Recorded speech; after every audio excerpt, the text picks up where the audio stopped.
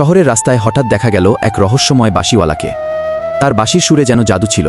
ছোট ছোট বাচ্চারা মুগ্ধ হয়ে তার পেছনে হাঁটতে শুরু করল। কেউ বুঝতেই পারল না সেই মিষ্টি সুরের আড়ালে লুকিয়ে আছে ভয়ঙ্কর ফাঁদ। নিজেদের সন্তানদের খুঁজে না পেয়ে শহরের মায়েরা কান্নায় ভেঙে পড়ল। ভোলা ভালুক টিভিতে খবরটা দেখে বুঝতে পারল শহরে ভয়ঙ্কর কিছু ঘটছে। সিসিটিভি ফুটেজ দেখে ভোলা ভালুকের রাগে চোখ লাল হয়ে গেল। এক মুহূর্ত দেরি না করে ভোলা ভালুক ছুটে চলল সেই রহস্যময় গুহার দিকে। গুহার সামনে দাঁড়িয়ে দুষ্ট বাঁশিওয়ালা আনন্দে নাচছিল। ভোলা ভালুক গর্জে উঠল, বাচ্চাদের বন্দি করে রেখেছ কেন?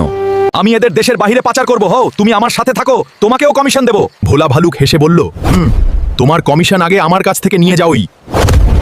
এরপর শুরু হলো ভয়ঙ্কর লড়াই। দুষ্ট বাঁশিওয়ালা বুঝতেই পারল না কি হতে যাচ্ছে। মার খেয়ে দুষ্ট বাঁশিওয়ালা কাঁদতে কাঁদতে ক্ষমা চাইতে লাগলো। ভোলা ভালুক গুহার দরজা ভেঙে সব বাচ্চাদের উদ্ধার করল। নিজেদের সন্তানদের ফিরে পেয়ে আনন্দে কেঁদে ফেলল সব মায়েরা। ভোলা ভালুকের এই সাহসী কাজ যদি ভালো লাগে তাহলে এখনই চ্যানেলটি সাবস্ক্রাইব করুন।